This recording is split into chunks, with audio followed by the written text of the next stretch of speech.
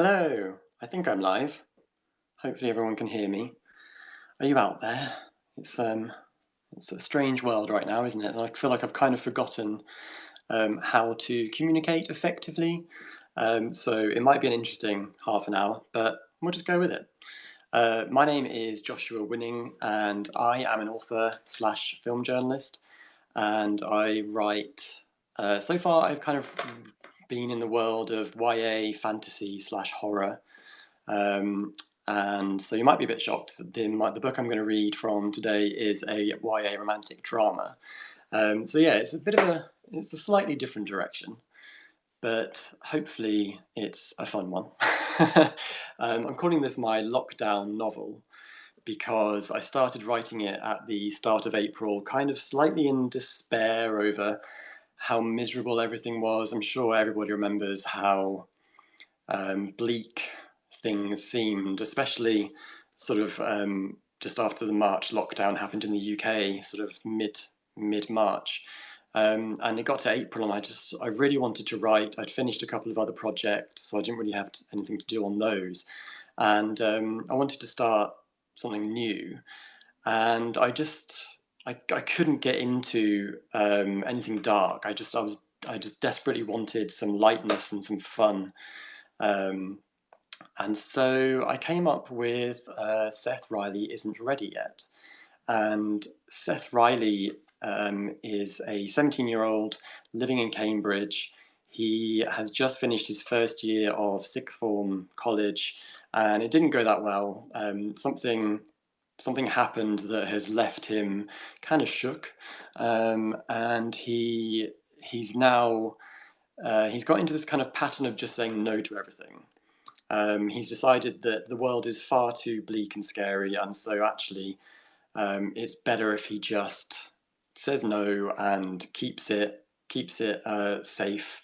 But the thing is, he wants to be a writer. He's desperate to be a writer, and he gets a chance to go and meet his favorite author, who is a YA fantasy author called Felicity Fitzgerald.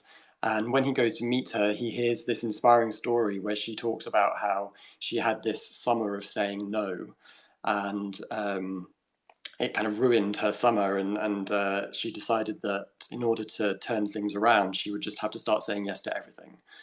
And so Seth kind of takes inspiration from that, and he decides to just say yes, sort of carte blanche to everything.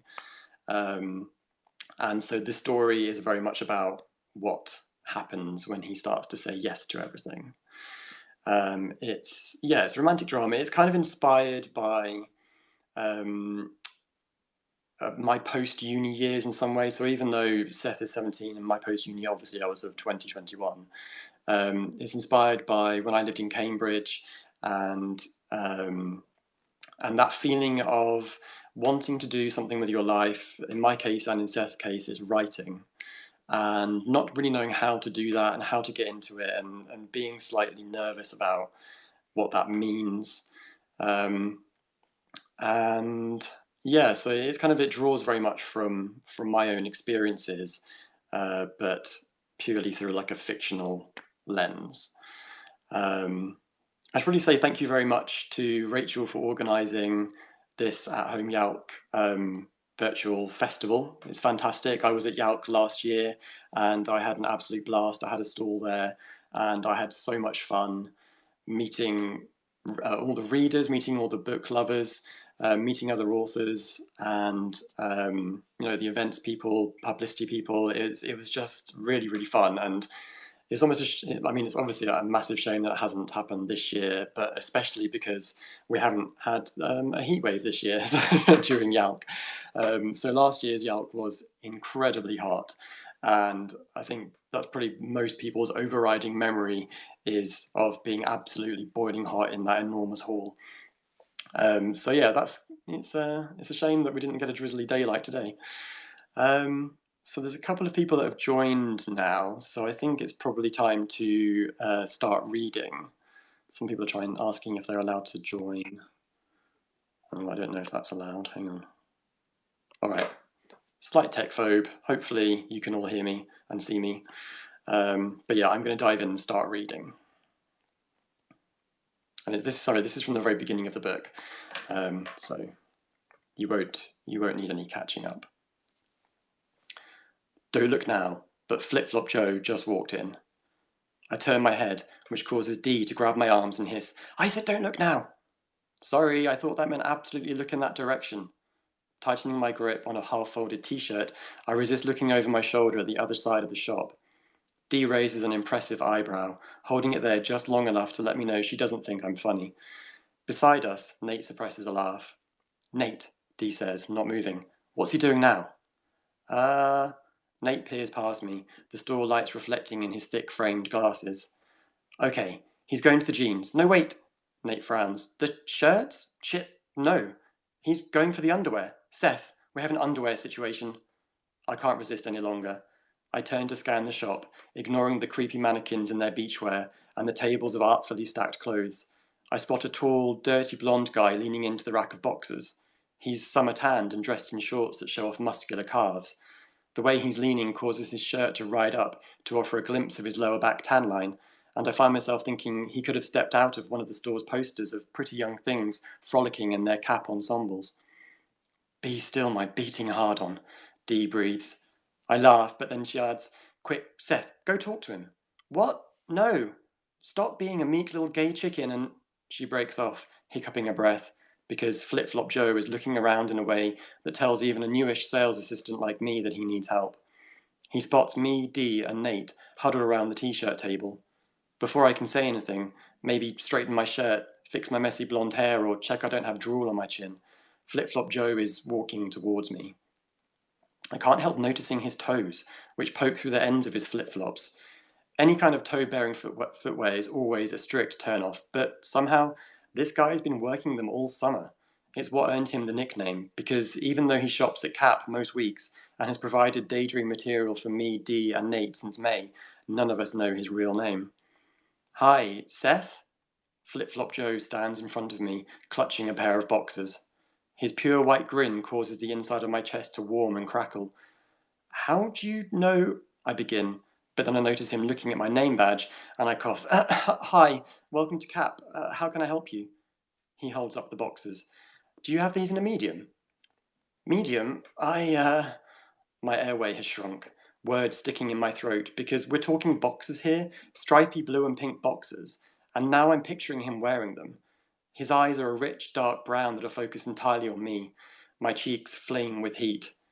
"Here," Dee says, stepping around me with a professional smile to take the underwear. "I'll check upstairs for you." "Thanks," he says. She moves past him, then turns to shoot me a big-mouthed freaking out face as she vanishes into the back of the store. Nate snorts and covers his laughter by swiveling away to fuss with a shelf of khaki trousers, but I'm too rattled to be amused. I find myself staring at Flip Flop Joe, who smiles and pushes a hand through his wavy hair, and I feel like I should make some kind of conversation, ask how his day's been, if he's thirsty, single maybe, but then I remember where I am, the t-shirt in my hands, and I brandish it brainlessly. "Are you looking for tops too? I think this one's a medium." Christ. "Thanks, no, just the boxers." He doesn't seem embarrassed, but I'm picturing him in his underwear again, seeing him sunning himself in his back garden, shades on, cocktail dripping with condensation while he reads Edmund White or Justin Myers, fingers absent-mindedly grazing his smooth stomach. Crap, I'm staring again. No problem." I clear my throat and resume folding, but my hands shake. It's all Dee's fault. She's built up this epic imagined romance between us, created an entire history for Flip Flop Joe, what kind of food he likes, his favourite movie, what he'll wear at our weddings, because obviously we're all going to marry him, one after the other, and now I can't look him in the eye without hearing him say, "I do." "Hi, sir." Dee's back with the boxes. "We had a couple of mediums." "That's great, thanks. I'll take them all." "Sure, if you'll come with me, I'll put them through the till for you." Flip Flop Joe gives me a little wave. "Thanks for your help, Seth." "No welcome," I say, then realise what came out of my mouth and quickly turn back to the t-shirts. Honestly, it's a mystery why I'm single. "Nice work, Romeo," Nate says, sidling over. He's the preppy member of our trio, his salmon pink shirt rolled up to his elbows, his brown ankles showing below folded over chinos. He's blessed with his mum's rich Egyptian complexion. Combined with his father's stony Irish green eyes, Nate can be quite striking. For a nerd, anyway. What did I say? I whisper. I don't remember what I said. You offered to bear his child. Nate nudges me with his hip. And out of wedlock. The scandal. I didn't, I croak, completely unsure. A moment later, Flip-Flop Joe heads out of the shop, bag in hand. As soon as he's passed through the door, vanishing into the liquid sunshine of Market Square, Cap dulls, becoming instantly less exciting without him. Now there's just a harried single mum holding up a pair of jeans against herself while her toddler screams, and I know the highlight of my shift is over, with 4 hours left in the tank. Dee comes back over, looking effortlessly cool in her baby blue t-shirt, a smile playing on her lips as she avoids our gaze. She seizes a stack of shirts and nonchalantly folds them, her nails painted matching blue. Well? Nate asks. Adam, she says. His name's Nate? I gesture at Nate's tag. I know that. She casually flicks her braids off her shoulder. And Flip-Flop Joe is called Adam. He paid with his card this time, and I checked the name as he swiped.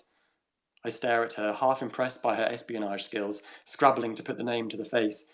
Commendable, Nate grins. You're a regular Hercule Poirot. Please, I'm at least Natasha Romanoff.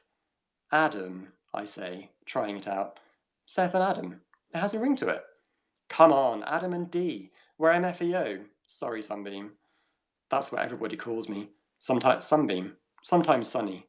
Because apparently I smile a lot. I've never noticed, but then most of the time I'm not looking at me. It's nice, I guess. You can't do anything with Seth. It's too short for wordplay.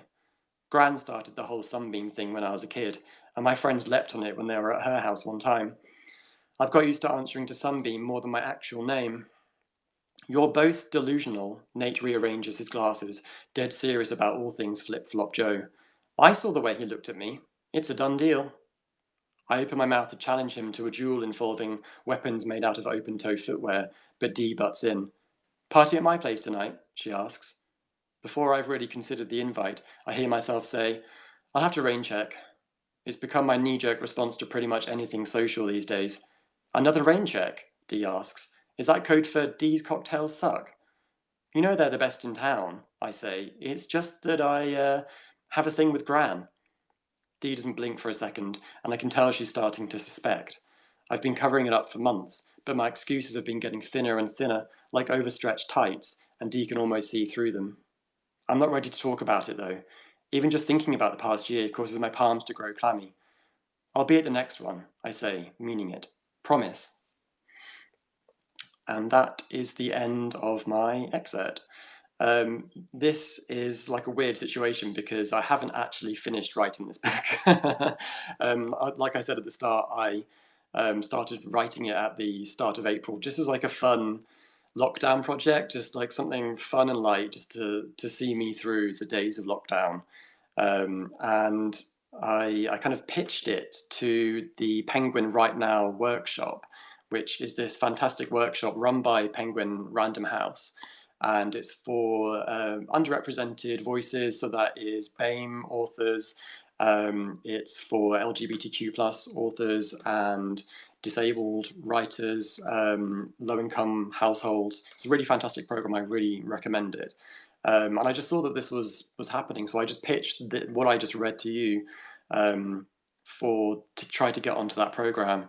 And I got on it, so I'm now kind of hurriedly trying to finish writing it. I've got about 30,000 words, so I'm almost halfway through. I'd love to read more, but I had some feedback from an editor last week about it, and I've basically rewritten the rest of this chapter, so it's all a bit of a mess. I'd love to read more, but sorry, can't. I'm sure I'm happy to answer questions if anybody has any questions. I don't know how to find if people have asked them. I'm really bad at technology. Let me just see if I can try to find out how to do that. I might have to go onto the actual website to have a look. Here we go. Let's just see if this works.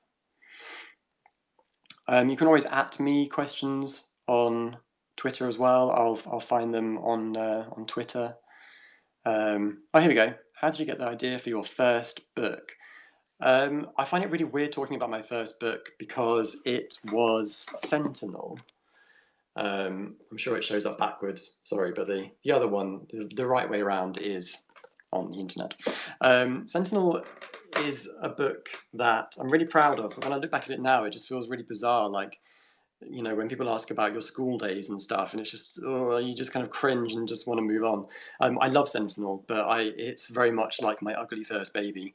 And it's kind of like I view it now as my um, kind of like trial, or like my attempt, my first attempt to write, and my discovery book, I suppose, is like learning how to actually tell a story, and how to tell a story through characters, and so yeah, so that's what happened with that. It's a weird book because I started writing it when I was 15 years old just for fun, and I actually ended up self-publishing it when I was 29, obviously having given it a massive rewrite. And then it got picked up by an indie publisher called Peridot Press. So it's like, that was obviously a dream come true. So that I had a very weird journey through my first book. But I think maybe that's normal. I think that publishing can seem like a very linear thing, but actually it's very bizarre, and I think everybody has a very different experience of getting published. I've got a few on Twitter here. So I've got a question from Polis. Hello. He says, have you struggled not to add thriller elements to this new genre? I really have, actually. Yeah, my previous writing experience is in YA fantasy and in kind of YA horror thriller. And before starting Seth Riley, I've completed a gay thriller, like an adult gay thriller. And the reason I wrote Seth Riley is because when my boyfriend read it, he really liked the romantic elements that are in there and said, "Oh, I think you should actually write a romantic book," which I'd never even considered. But then maybe I've been wrong all these years. But yeah, so with Seth Riley, I really had to resist um, going into the dark places. I think every story has dark elements because that's what give them stakes, and that's what can keep the plot ticking on, like problems for the characters to solve. But it was tough, kind of finding a way to not just like throw in a plot point that was kind of actiony. So with Seth Riley, it's very much about the action comes from what the characters do. Um, and I had an interesting chat with an editor last week where she said with books like this, so books like Simon versus the Homo sapien Agenda, which I love, um, and Boy Queen, which comes out next week, which is by George Lester and is fantastic. The editor said that people don't remember the plot, they remember the characters. And I think that's a really interesting idea because I'm always like, oh, is the story good enough? Is the story good enough? What's the plot? What's the plot? And it's actually a bit of a relief to just go, what are the characters going to do? What situation can I throw them in that is going to create drama that isn't about dodging bullets and thrillery stuff? Yeah, so thank you. That's a really cool question. What what else are people asking? I'm trying to do the live stream thing. Oh God, Josie Jaffrey, who's on next. Hi Josie. She says, if you had to switch places with one of your characters, which would it be and why? A lot of my previous books, characters go through really quite horrific stuff, so I'm not sure that I would be happy about switching with any of them. I mean, it would have to be Seth Riley because he is basically me, the most transparent version of me that I've ever written, I think. Yeah, I don't think if I was Ruma Cross is a character. She's a 19-year-old loner who believes that she's cursed because everybody around her dies. So that's not fun. So I don't think I would ever want to be Ruma. Yeah, thank you. That was a good question. What other people asking? Oh, here we go. Are you a planner or a pantster? Um, I've got better at this. I've got better at planning. My process for this and the previous two books that I've written, which aren't published yet, has very much been have an idea, be excited about it, start writing a few chapters to kind of get yourself in that headspace. And then what I do after I've maybe written one or two chapters is I write the blurb, which is the back of the book. And that is, I'm finding that extremely helpful. And that's what I did with Seth as well. I actually think I'd have wrote the blurb for Seth after a couple of paragraphs of writing the first chapter, because I find that writing the blurb right at the start of your writing process, it really helps you to zone in on what is, on so many different aspects, like who is the character, what does he want, what are the obstacles, and you can state that so concisely in a blurb, in a way that when you're just kind of randomly hauling your way through a first draft, maybe that's not that easy. Um, so yeah, I think, and also the blurb is what you're going to use to sell the book, and if that's what you're going to be using to pitch it out, either to agents or to publishers, or if you're self-publishing, the blurb is the thing that is going to grab people and really make them want to read. So if you can figure out what that thing is early on in the drafting process, you're making your life so much easier. So yeah, that's what I do, is I get the idea, plan, or I write a few chapters, write my blurb, make sure it's as shit hot as I can get it that early on. And in that blurb, I will put comparison books. So my comparison titles for Seth, in my blurb that I have here, are books like Fangirl, which I absolutely adored, by Rainbow Rowell, Boy Queen, as I mentioned, by George Lester, and Simon versus the Homo Sapiens Agenda. Like, they're the three books that I'm really like, that is what Seth Riley is if I'm going to sell it to people. So then once the blurb is written, I'll then start to maybe, lay down a skeletal outline, just to take away that panic of, I need to write today, but what the fuck am I going to write? So yeah, that's what I do now. I'm almost out of time. I've got a couple more minutes, so I'm happy to answer any more questions. William, oh, that question was both from Rachel, who organised this, and from William Hussey, whose book Hideous Beauty came out last month before, and is amazing. If you want to read a gripping YA gay thriller mystery romance, it's got it all. Check that out. It's fantastic. I think maybe. Oh, Rosie Fletcher. Hi, Rosie. She says, does Seth Riley have any of the genre elements like some of your previous work? It doesn't explicitly. I very much wanted to just write a romantic drama and really try to nail that genre.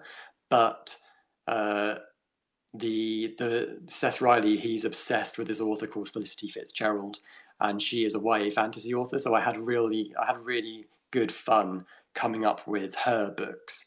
So her most famous book is The Magical Adventures of Ellen Dritch, which is kind of witches, as you can probably guess, is about witches. It's like my little hat tip to Sabrina the Teenage Witch. And so yeah, even though I'm writing a romantic drama, I had to find some kind of way to sneak in a little bit of fantasy, because it's my first love and I will always write fantasy. But I'm thoroughly enjoying writing romance as well, to be honest. So we can do it all, can't we? I think we're allowed. I did ask that question to an editor last week and just said, look, I really want to do, thrillers and romance and horror. And she was like, yeah, do it, it's fine. Well, if you write it, they will come, hopefully. So that is my time up. And I'm glad that I didn't lose my voice, because lockdown life, who's talking anymore? Everyone's just texting and tweeting. Next up is Josie Jaffrey, who is fantastic as well. She's written lots of books. She was at Yalc last year. That's where I met her. And she's going to be reading from The Gilded King. So if you want to hop over at 3:30 to her Twitter profile, that is at Josie Jaffrey, which is spelled Josie Jaffrey. She'll be doing a reading and a Q&A. All of my books are available where bookstores exist. And yeah, Seth Riley, watch this space. Thank you very much. See you soon. Bye.